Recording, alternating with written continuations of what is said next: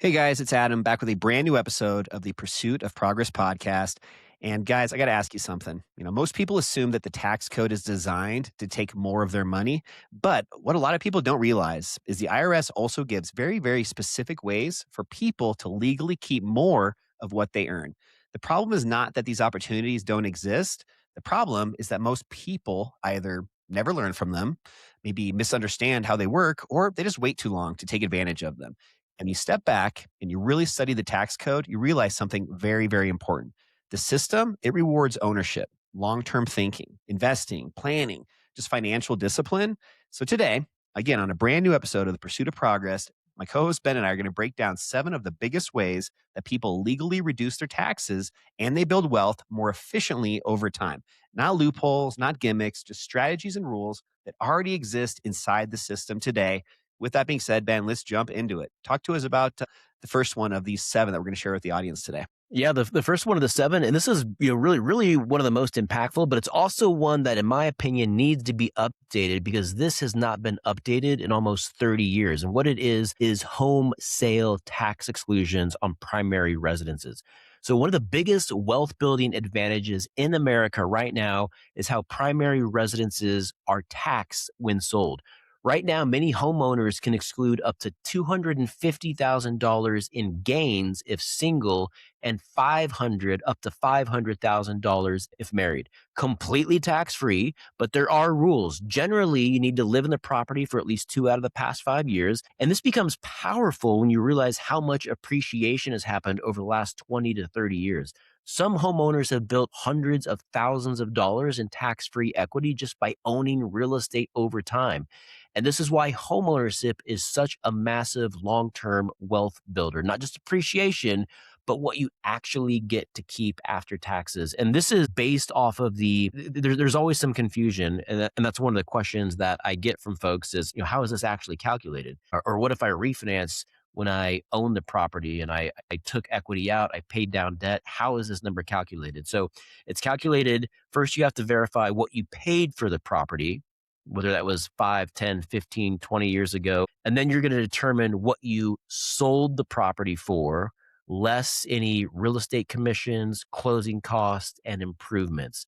And that number there, the net profit number, the net proceed number, is what is going to be how that's calculated. So it's possible to sell the home for over $500,000 if you're married, and even if the proceeds though are less than that because of closing costs and other items, that net tax free that net proceed number is tax free up to $500,000 for married filers, $250,000 for single filers. Huge opportunity.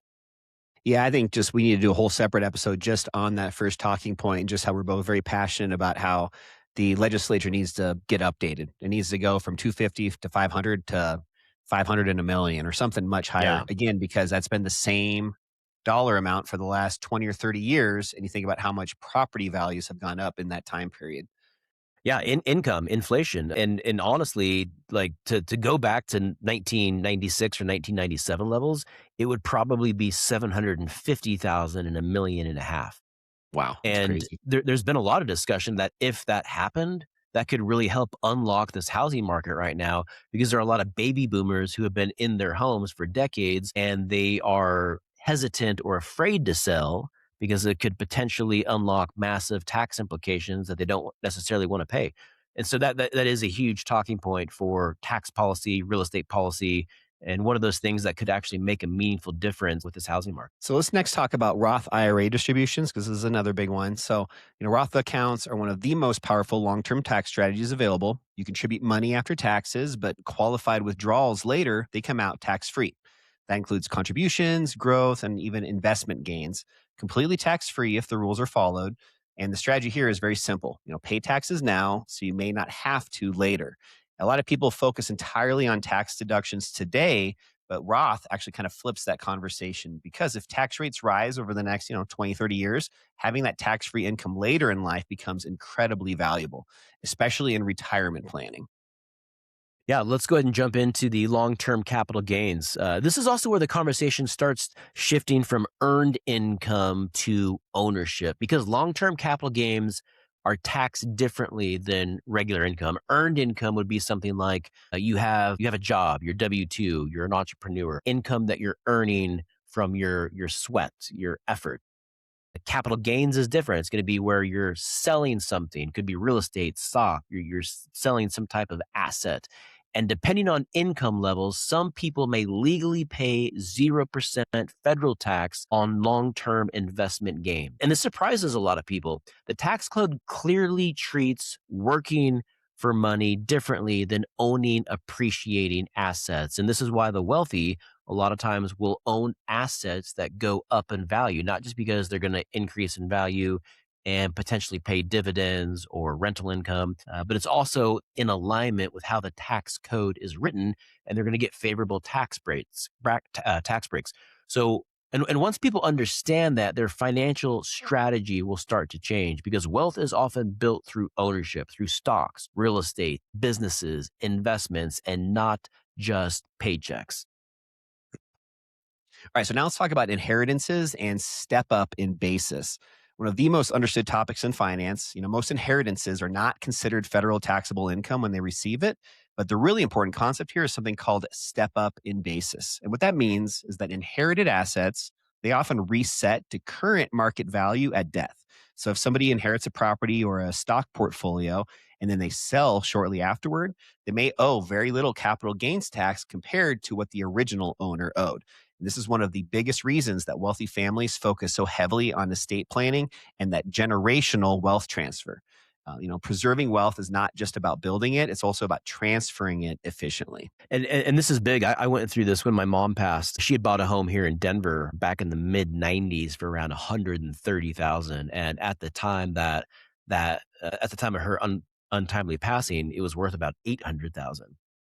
And so if that property would have been sold without a step up basis, I mean, there'd be that's a huge potential tax consequence there. And keep in mind that if it's not a primary residence, the tax implications, that tax exemption does not apply. So that only applies to primary residences. But because of the step up basis, you get to bring up when it's passed to the beneficiaries, when they take over the property, it is then stepped up to what the current market value is. So just a tremendous benefit to taxpayers. And what I want to talk about next was life insurance proceeds. This is another great one. Life insurance proceeds are generally income tax free to beneficiaries. Think about that. Life insurance is income tax free.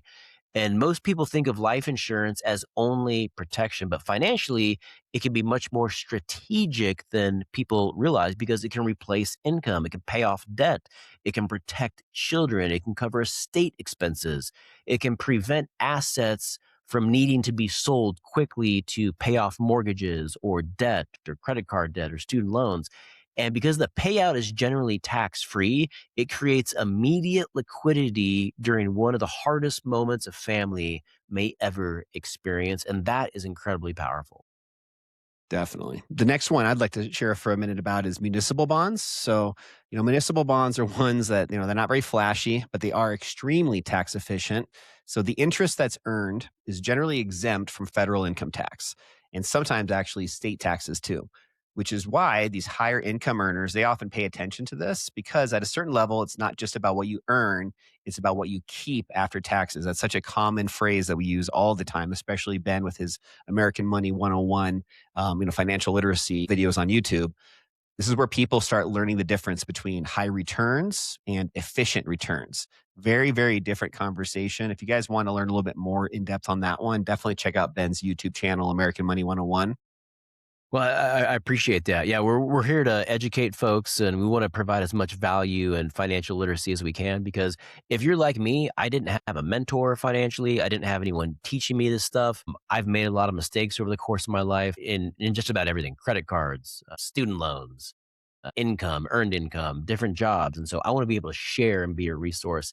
This last one, I wanted to include something for our veterans, and it's VA disability benefits. So VA disability benefits are one of the clearest examples of tax-free income in our United States system. These benefits are generally not subject to federal income tax, and for many veterans, this becomes a major source of long term financial stability. It's not a loophole and it's also not an investment strategy, but it is recognition for service and sacrifice.